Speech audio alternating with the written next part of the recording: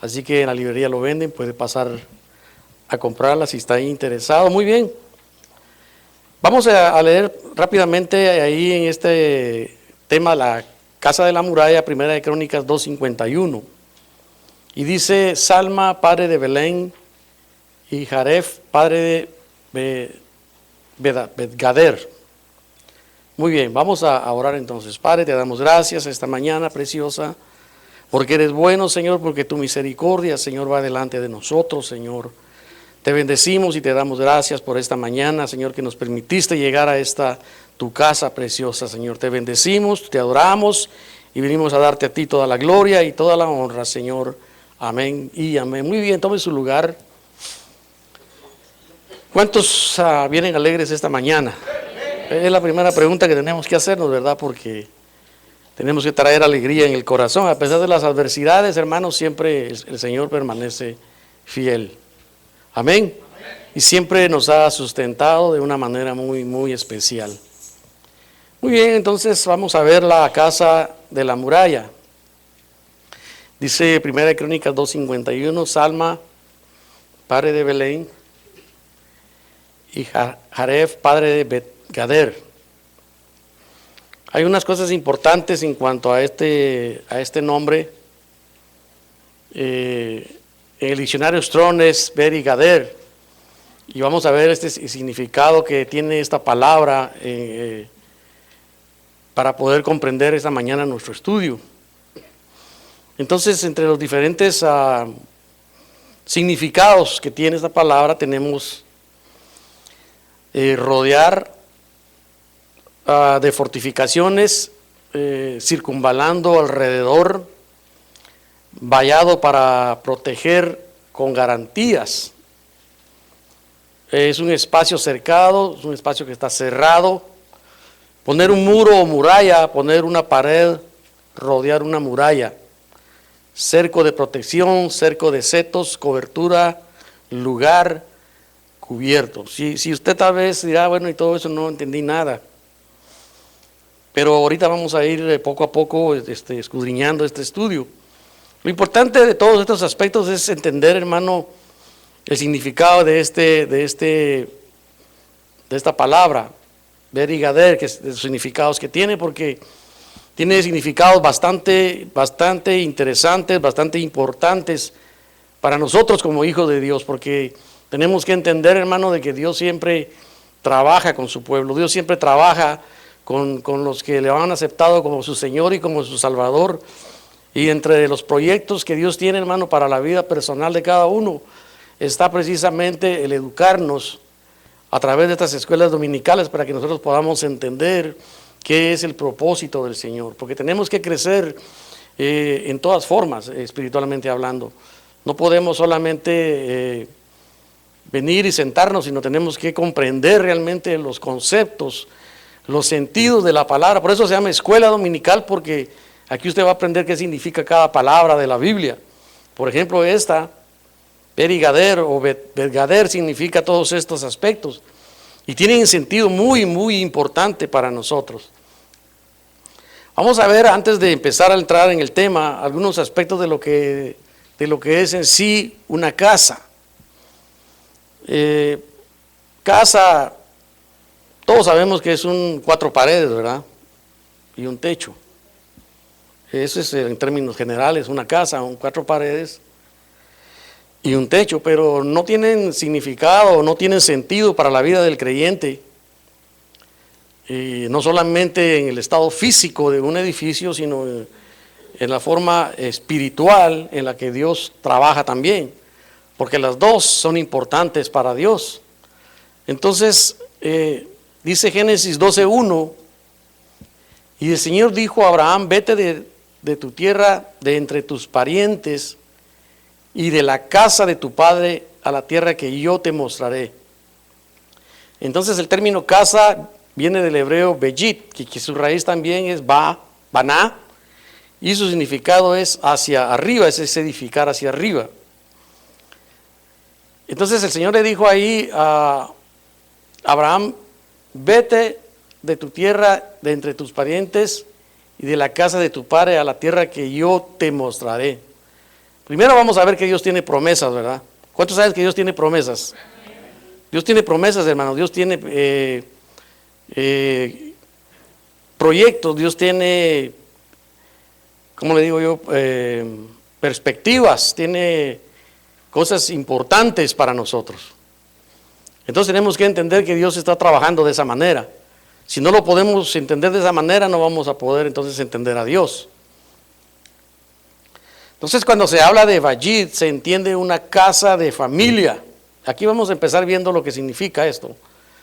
Significa una casa de familia, morada de un grupo familiar.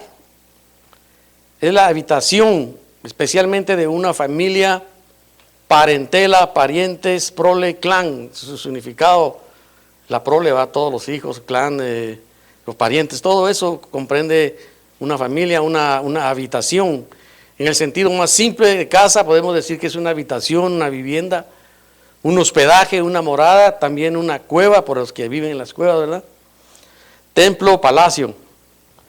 Ahí cuando en Guatemala le preguntan a uno cuál es su dirección, dice Callejón número 3, Barranco sin fin, Bejuco número 2, Cueva número 3. No, esa es una broma, ¿verdad? Pero pues viene a que también estar morando en una cueva también significa una forma de refugio, pues. Eso es lo que se da a entender.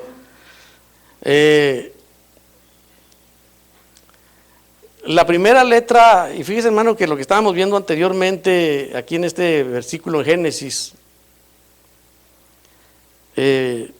a la tierra que él la tierra que yo te mostraré, vamos a ver que la primera letra de la palabra casa en hebreo, fíjese, la primera letra de la palabra casa.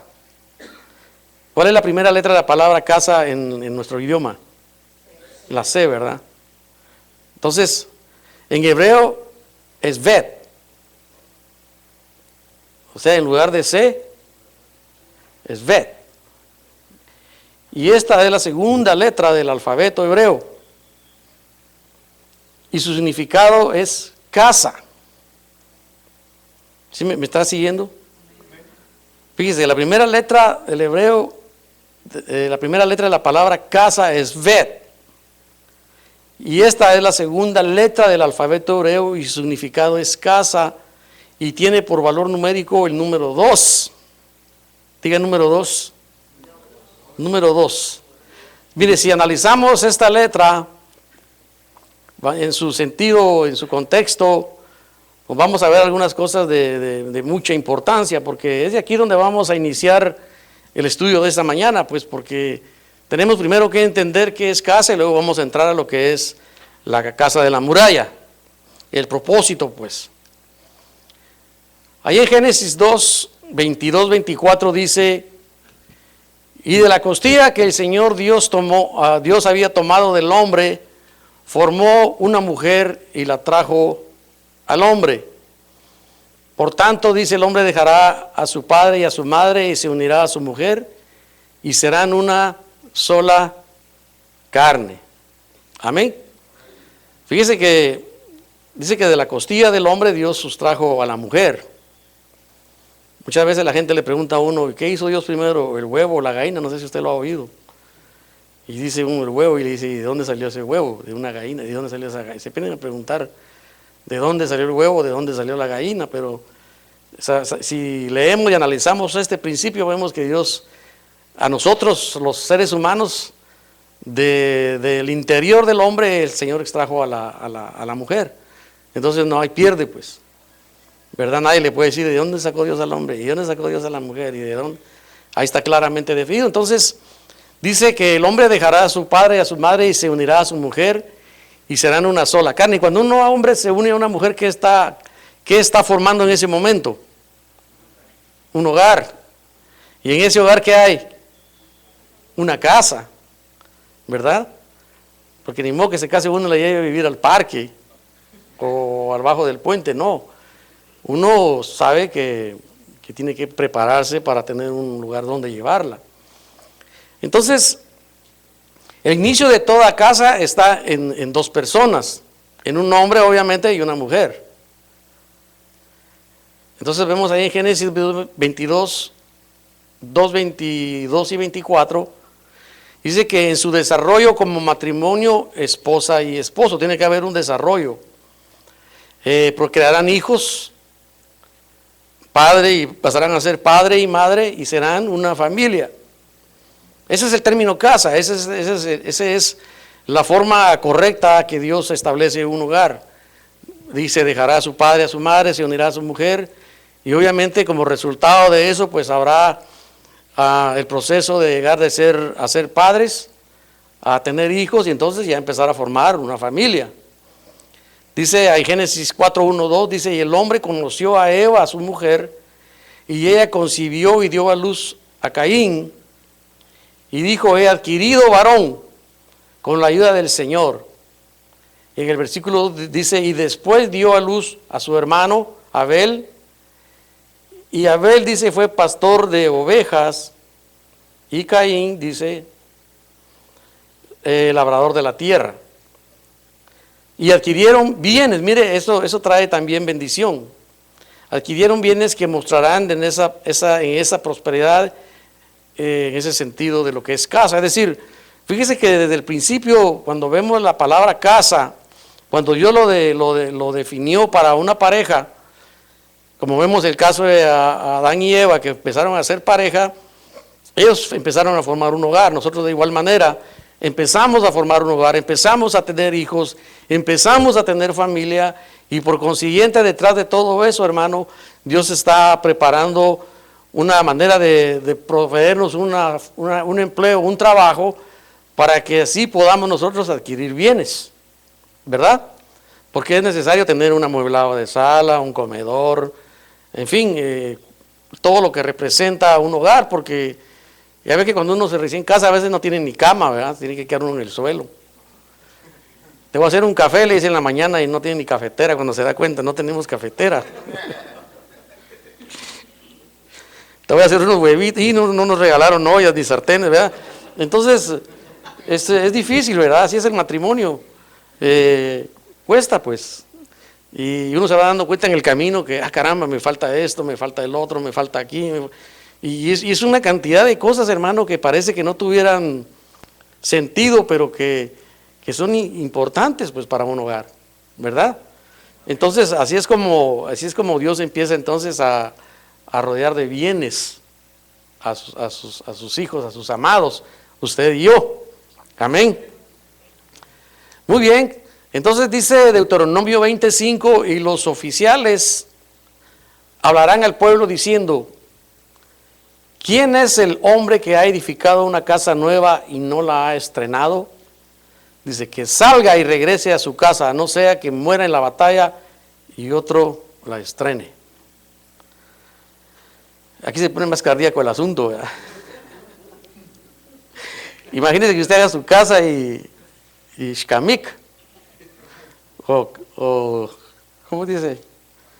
Se murió, pues, y resulta que otro la va a estrenar, porque no, ¿verdad? Entonces ellos eran conscientes, dice ahí, y dijeron al pueblo, pues el que compró su casa y no la ha estrenado, no, que no vaya a la guerra, que se vaya mejor y empiece a disfrutar de sus bienes, pues. Entonces se utiliza para indicar que se trata de un edificio en lo que una familia habita o vive. En el caso de en este pasaje se refiere al soldado que había construido su casa, pero que no la había estrenado, por lo tanto era una limitante para poder ir al campo de batalla. En ese tiempo no podían ir a la guerra porque tenían que estrenar su casa y tenían que disfrutar de lo que no les parecía justo que un soldado edificara, hermano, su casa para su matrimonio y que lo mandaran a la guerra y ya no regrese, pues. Entonces había un beneficio, pues. Dios siempre viendo los beneficios, ¿verdad?, de su pueblo. De igual manera, nosotros también, hermanos, el Señor nos trata de una forma maravillosa, pues, en una forma muy especial. Lo que pasa es que nosotros a veces no entendemos y queremos edificar a nuestra manera, queremos construir a lo que nosotros creemos. Empezamos a ilusionarnos, hermanos, cuando se recién casan, se empiezan a ilusionar por muchas cosas que lejos, estoy hablando de los creyentes, ¿verdad?, que lejos de pensar en Dios se piensan en otras cosas. Y en vez de edificar en en la forma correcta, como Dios quiere que se haga, se van por la tangente, pues se van por otro lado y empiezan a dar problemas. Y no porque Dios quiera que se den los problemas, sino porque no sabemos entender a veces cómo es que Dios quiere que nosotros nos movamos. Entonces dice Josué 24:15, dice, este pasaje también es muy importante, dice, y si no os parece bien servir al Señor, escoged hoy a quién habéis de servir. Si a los dioses que sirvieron vuestros padres, que estaban al otro lado del río, o a los dioses de los amorreos en cuya tierra habitáis, pero yo y mi casa, dice, serviremos ¿a quién? Serviremos al Señor, a Jehová. Mire, Josué había conquistado, usted sabe, las tierras y habían tenido muchas experiencias cuando salieron de Egipto. Pero ya estando del otro lado, es decir, ya habiendo conquistado ellos la tierra, empezaron a seguir otras tradiciones y otras costumbres que no eran las que Dios había planeado para su pueblo. Entonces Josué se paró y les dice, bueno, entonces, ¿qué quieren hacer pues? ¿Servir al Señor? Entonces, o escojan a qué quieren hacer, pues, ¿quieren seguir al Señor o quieren hacer lo que ustedes quieren? Pero dice, pero yo, dice, y mi casa serviremos al Señor. Por eso es importante entender, hermano, que cuando uno, hermano, va a otro lugar, por ejemplo, nosotros que somos inmigrantes en este país, tenemos que venir con otra mentalidad de parte de nosotros los creyentes, pues, no estoy hablando de los pecadores, ¿verdad? Los creyentes. Cuando nosotros aceptamos a Cristo como Salvador, tenemos que visualizar nuestra mente a la manera como Dios quiere que vivamos, no a la manera vieja que vivíamos allá. Porque si traemos esas costumbres, por eso Israel tuvo que atravesar 40 años porque no dejaban las mañas, querían seguir adorando a los dioses, querían seguir comiendo ajos, cebollas, querían seguir haciendo lo mismo.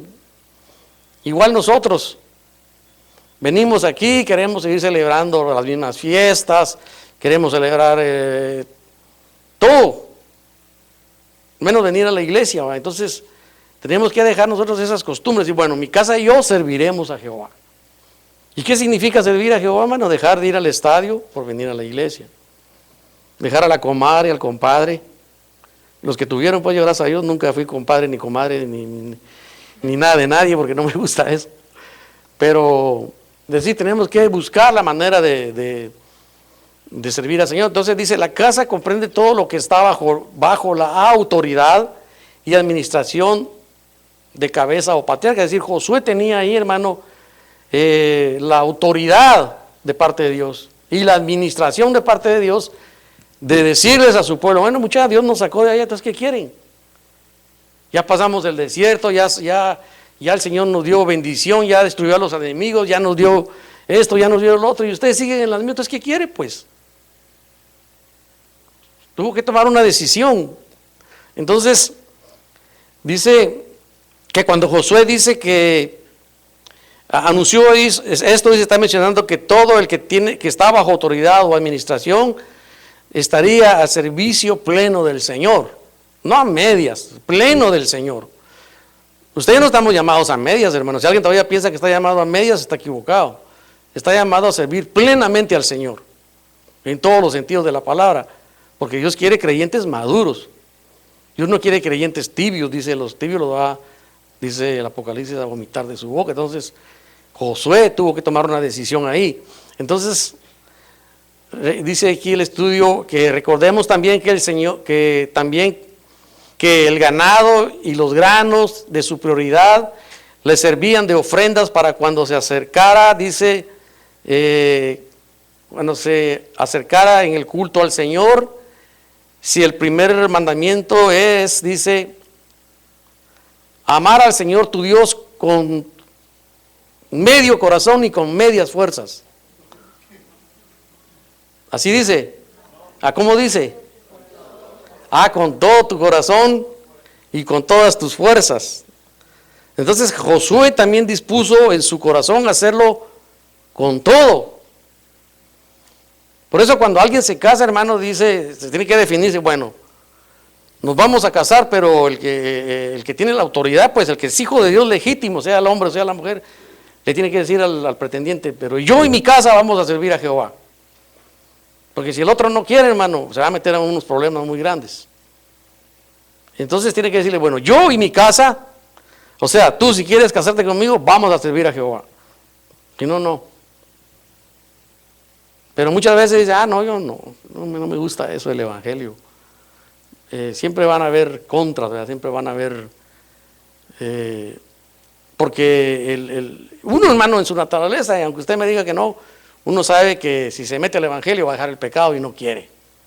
¿Cierto o no cierto? Es cierto. Uno sabe, hermano, que metiéndose con el Señor, aunque no conozca a Cristo, sabe que tiene que dejar toda la mugre fuera y no quiere. Entonces uno dice, no me gusta eso, no, así como estoy bien, me gustan las cheves, me gustan las frías, las balas de plata, las Budweiser, me gustan el pajarito, me gusta todo eso, ¿verdad? Y sabe que dejar eso le va a costar, dice, así no juego yo. Entonces sabemos pues por naturaleza, porque la naturaleza misma nos muestra que hay un enemigo que estamos acuchuchando aquí adentro y que no lo queremos dejar. Entonces Josué fue ahí claro y le dijo, bueno, al fin se van a decidir o quieren seguir en las mismas. Porque él era el líder, pues, él era el líder como siervo de Dios, pues.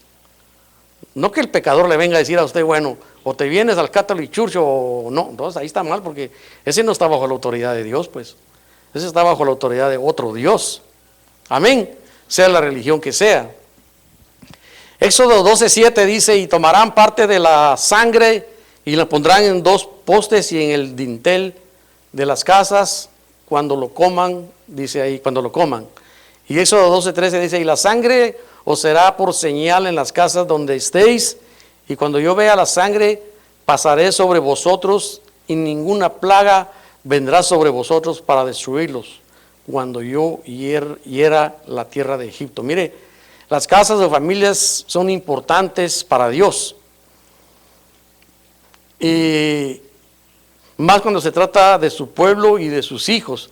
Era necesario el resguardo por medio de la sangre del cordero de la Pascua, la cual fue como señal al ser untada en los postes o dinteles de las puertas, como lugar de acceso de los miembros de la familia, y este acto es obediencia. Dice, libró a los primogénitos de la casa de toda la plaga. Ahí viene la plaga, que vendría a herir a la tierra de Egipto y a la ejecución de juicios contra todos sus dioses. Entonces tenemos que notar aquí en esta parte que cosas importantes, que la casa o familia para el Señor son cosas importantes y que Él tiene promesas. Entonces Dios, estamos hablando en términos generales de lo que es la casa, pues. ¿Cómo es que Dios quiere que se edifique la casa? ¿Qué es lo que tenemos que hacer para que esa casa camine correctamente? Y seguir las instrucciones que el Señor nos está dando, porque Él tiene cosas, hermano, repito, importantes para nosotros. Muy bien.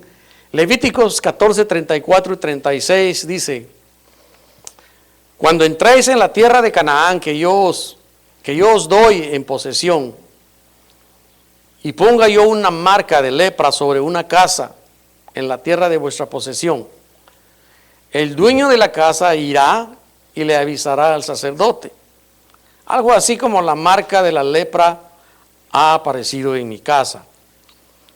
El sacerdote entonces ordenará que se desocupe la casa antes de que él entre, para examinar la marca, a fin de que nada se contamine en la casa, y después el sacerdote entrará y examinará la casa. En muchas ocasiones se nos ha instruido, se nos ha enseñado aquí en la iglesia que la lepra es significado de pecado, ¿verdad? Y cuando esto está en la casa puede contaminar otras cosas. ¿Se acuerda que hemos estudiado lo que es anatema también? Traer cosas extrañas a la casa, cosas que están contaminando nuestro hogar. Entonces, por lo tanto, hay que avisarle al sacerdote que la examine para verificación y recomendaciones. Entonces, así como una casa tiene la bendición, así también puede ser contaminada por el pecado u otra transgresión. Es decir, también la administración de nuestro ser ante el ministro, hermano, representa una manera de examinar nuestra casa, pues, para que nosotros podamos sacar a través de una administración aquellas cosas que nos son de problema, que nos son de contaminación para nuestra alma, pues.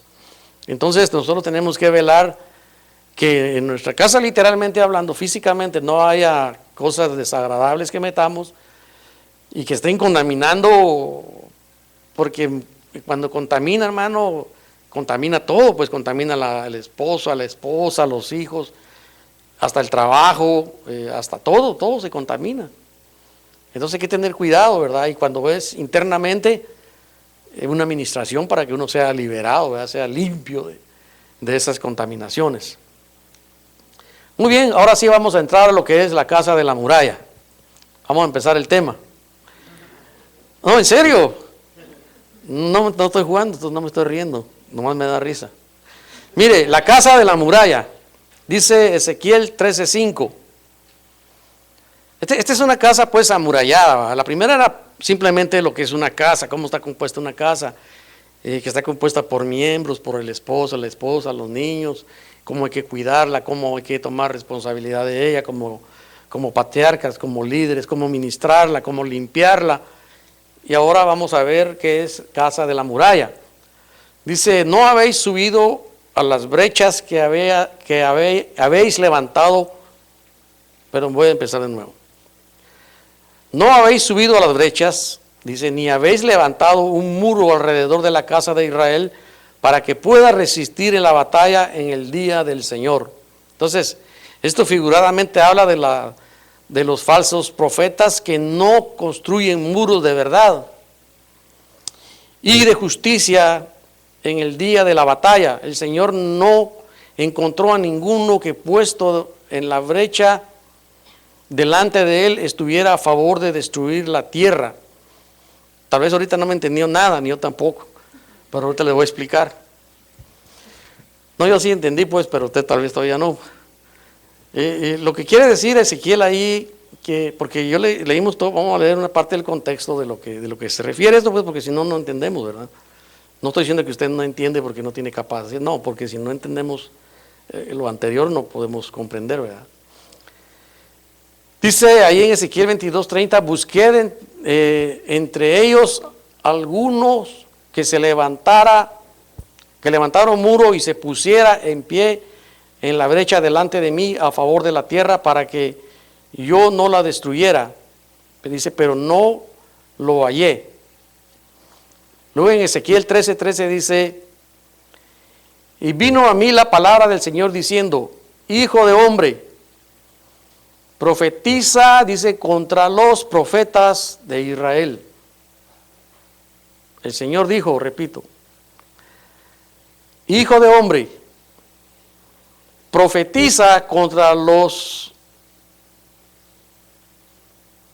profetas de Israel que profetizan, y di a los que profetizan en su propia inspiración. Es decir, no se lo dio Dios. Por eso vamos a explicarlo más. Entonces dice, voy a repetir, y vino a mí la palabra del Señor diciendo, hijo de hombre, profetiza contra los profetas de Israel que profetizan, y di a los que profetizan en su propia inspiración. Dice, escuchad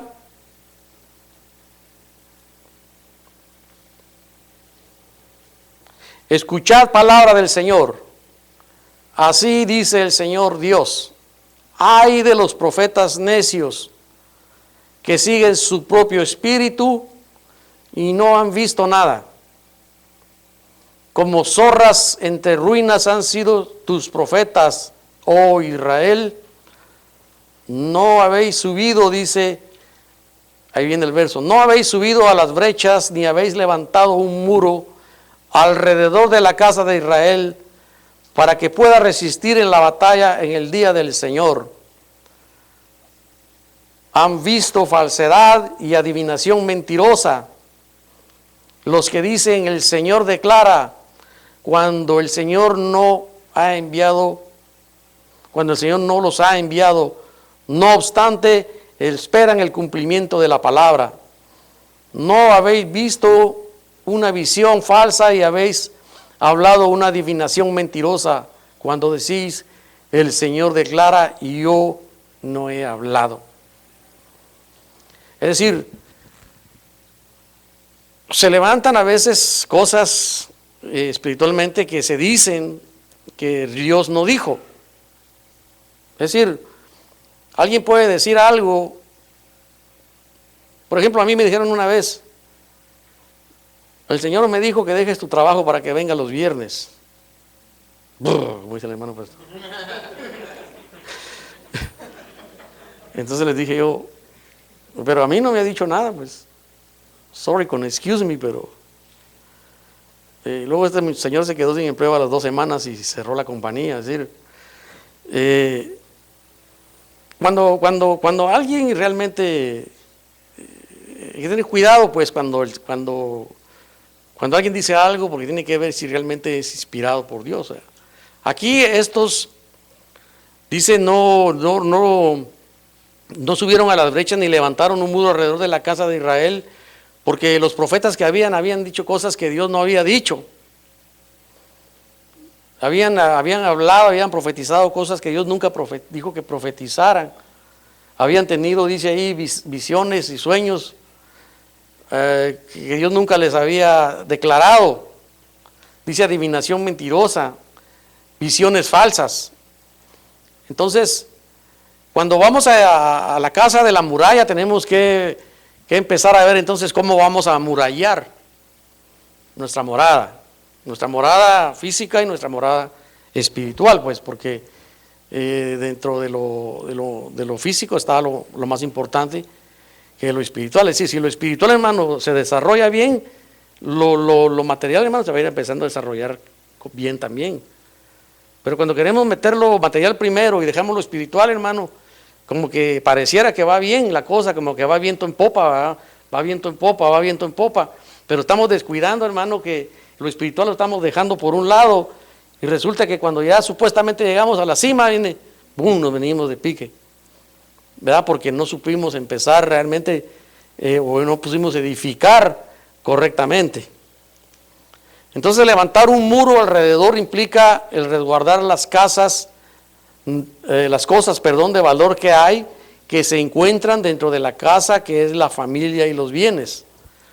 Las murallas se edifican para resistir el ambiente de los enemigos en las batallas, en las cuales, al ser derribadas, todo lo que se encuentra en su interior corre el riesgo de ser conquistados.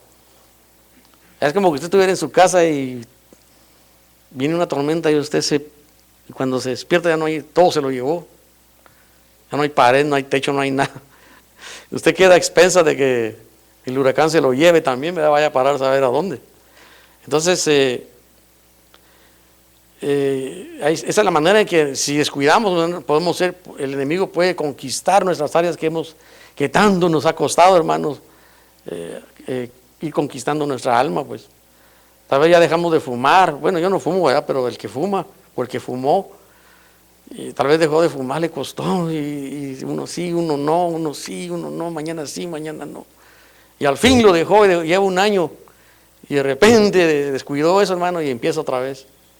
Entonces hay que tener cuidado, ¿va?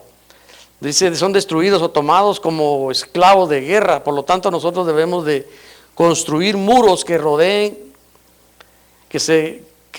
como fortificaciones nuestras casas y garantizar así su protección de los enemigos externos. Porque hay enemigos externos, hermano, que están pendientes de ver cómo nos destruyen, ¿verdad? Dice Job 1:10, ¿no has hecho tú, le dice el adversario, cuando subió a la presencia de Dios, le dice, ¿no has hecho tú una valla alrededor de él? Está hablando de Job, de su casa y de todo lo que tiene, por todos lados. Has establecido el trabajo en sus manos. no, perdón, has bendecido, perdón, el trabajo de sus manos y sus posesiones han aumentado en la tierra. Entonces notemos que una cosa muy bien especial es que Job, a quien el Señor le había dicho o le había hecho una valla alrededor de él, de su casa y de todo lo que tenía por todos lados, el adversario Satanás no podía tocarlo porque estaba cubierto por murallas que el Señor mismo había edificado.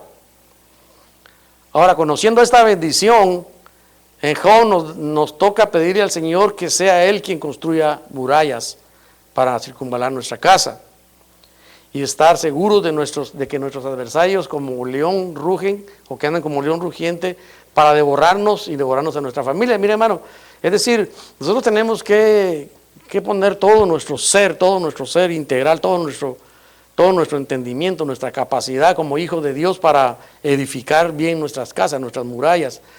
Porque Job, no crea usted que su muralla se hizo nomás porque Dios fue bueno y le dijo, me cae bien Job, lo voy a rodear de bienes y lo voy a cuidar. No, Job tenía algo agradable para Dios. Entonces, cuando nosotros entramos a formar parte como hijos de Dios y empezamos a seguirlo, Dios empieza, hermano, a formar una muralla alrededor de nosotros para protegernos. Pero nosotros tenemos que cuidar que esa muralla se mantenga, pues. Porque no creamos que es solo de que ya Dios la hizo, ya. No, tenemos que cuidarlo, hermano, en todo el ambiente espiritual, en todo el ambiente que nos movemos, para que a través de la oración, a través de la alabanza, del cántico, de la palabra, a través de todo lo que representa la consagración, todo lo que representa acercarnos a Dios. Entonces la muralla, hermano, se va fortificando y Dios la va haciendo más fuerte, más fuerte, más fuerte, para que cuando el enemigo quiera, hermano, meternos un dardo en nuestra mente, rebote, va, como las nuevas, no sé si ya vio la nueva tecnología que tiene en Israel, ¿no la han mirado? La cúpula de hierro, ¿no? ¿No la han mirado? Fíjese que el Señor le dio capacidad al pueblo de Israel para hacer ellos le llaman cúpula de hierro. Cuando los palestinos, todos ellos se quedaron asustados porque cuando les tiraron los misiles, estaban reventando en el aire, nunca llegaron a tierra. Todos los misiles, se quedaban viendo, pero ¿qué pasa? Y eso es real, eso apenas ustedes pueden ver en el internet. Todos los misiles revientan en el cielo, porque inventaron un arma que cuando los misiles van en el aire, tienen una cobertura que no deja pasar y los revientan en el aire. Entonces Dios sigue protegiendo al pueblo de Israel, hermano. Fíjese cómo es Dios de grande. Alguien dirá, no, si fuera Dios no hubiera tecnología. No, Dios trabaja así, porque si Dios pusiera algo sobrenatural, nos volvemos locos, hermanos. Entonces Dios tiene que usar maneras, yo no sé si naturales o sobrenaturales, pero que Dios sigue protegiendo a su pueblo, hermano. Ahí usted puede ver el video cómo revientan esas cosas y no pega ni uno. Se quedan asustados. Entonces el pueblo está tranquilo, porque Dios los está guardando, pues. Dios ha edificado murallas sobre su pueblo. Entonces, de igual manera con nosotros, hermano, pues viene al caso, ¿verdad? Que Dios edifica murallas. Dice Salmo 6, 23. ¿Hasta cuándo atacaréis a un hombre vosotros todos para derribarlo como pared inclinada, como cerca que se tambalea? El Salmo 6.3 dice que vemos que cuando los muros son inestables o derribados, esto describe la amenaza de personas que quieren atacar para destruir. Ya tenemos que tener cuidado, ¿verdad? Porque cuando nos tambaleamos, hay quien quiere sacar provecho de eso, hermano. Aquí, hermano, ahorita está débil en la fe, le voy a decir que aquel dijo lo otro, que aquel dijo aquello, para que no venga a la iglesia. Hay que tener cuidado, ¿verdad? Es ahí donde nosotros tenemos que el Señor nos está amurallando a través de la casa de la muralla. Dice Eclesiastés 10:8, el que cava un hoyo cae en él, y el que abre una brecha en un muro lo muerde la serpiente. Hay un peligro inminente cuando por alguna razón se aportía el vallado o el muro de protección, y es que la serpiente lo puede morder y la ponzoña de esta está contaminada o